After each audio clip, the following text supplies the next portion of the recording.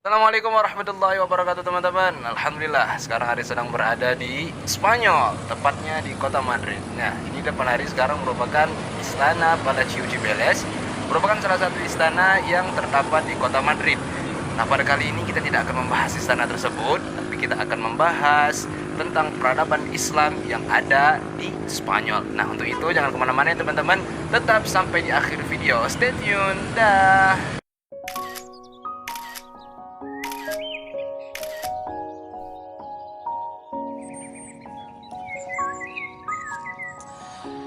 Nah teman-teman, setelah kita sudah pulang dari Spanyol, sekarang kita saatnya untuk membahas sejarah peradaban Islam di Spanyol.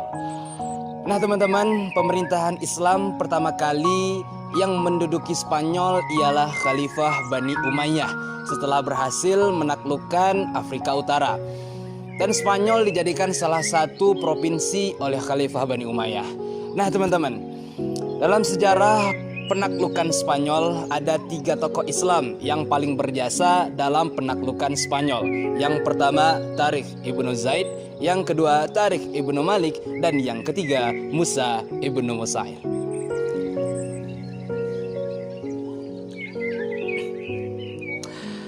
Nah teman-teman, di Spanyol bangsa Arab memperoleh kemenangan yang paling lama dan paling besar dalam sejarah Eropa.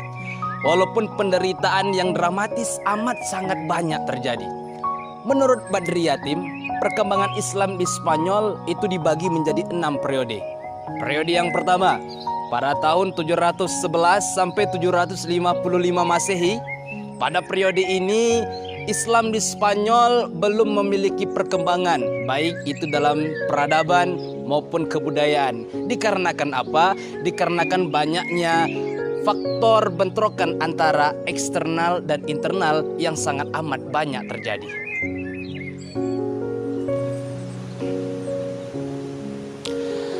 Pada periode yang kedua, pada tahun 755 sampai 912 Masehi, pada periode ini umat Islam di Spanyol sudah memiliki kemajuan baik dalam bidang politik maupun dalam bidang peradaban.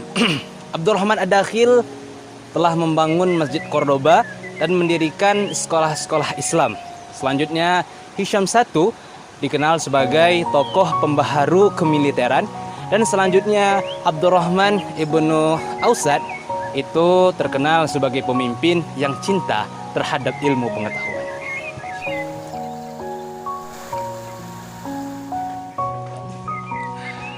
Nah teman-teman, kita lanjut kepada periode yang selanjutnya, yaitu periode yang ketiga pada tahun 912 sampai 1013 Masehi. Nah pada periode ini merupakan titik puncak kemajuan umat Islam di Spanyol, baik itu dari bidang peradaban, bidang kemiliteran, bidang arsitektur maupun bidang peradaban.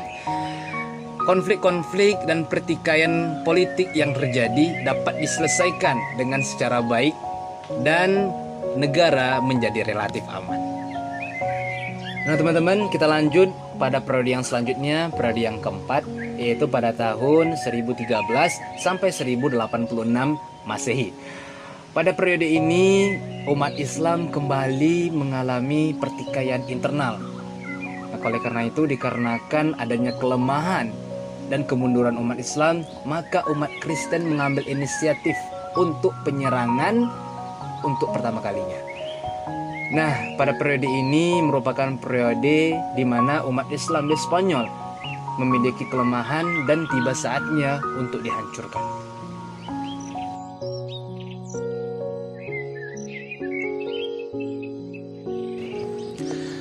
Nah teman-teman, selanjutnya ialah periode yang kelima pada tahun 1086 sampai 1248 Masehi.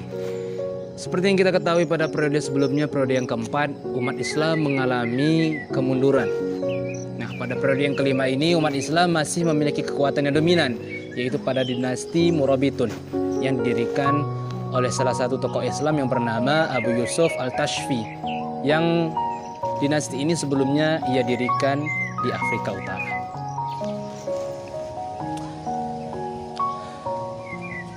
Baik teman-teman, selanjutnya pada periode yang terakhir, atau periode yang ke-6 pada tahun 1248 sampai 1492 Masehi. Pada periode ini merupakan awal pertikaian antara wilayah Hardogan dan wilayah Castile dari perkawinan Ferdinand dan Isabella, melahirkan kekuatan besar yang dapat merebut kekuasaan terakhir umat Islam di Spanyol.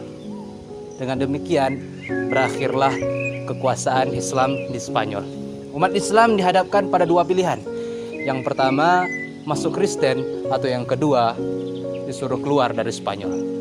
Maka oleh karena itu pada tahun 1609 Masehi, dan dapat dikatakan bahwasanya Islam tidak ada lagi yang berada di Spanyol.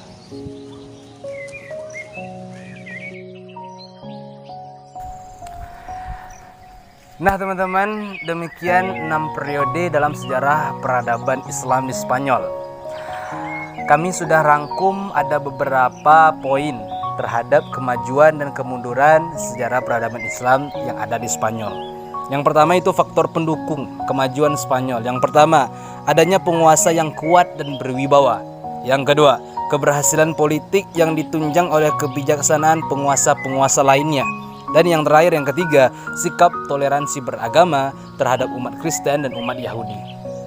Sedangkan penyebab kemunduran dan kehancuran pada Spanyol yaitu yang pertama, konflik Islam dan Kristen. Yang kedua, tidak adanya ideologi pemersatu. Yang ketiga, kesulitan ekonomi. Yang keempat, tidak jelasnya sistem peralihan kekuasaan. Dan yang terakhir, keterpencilan.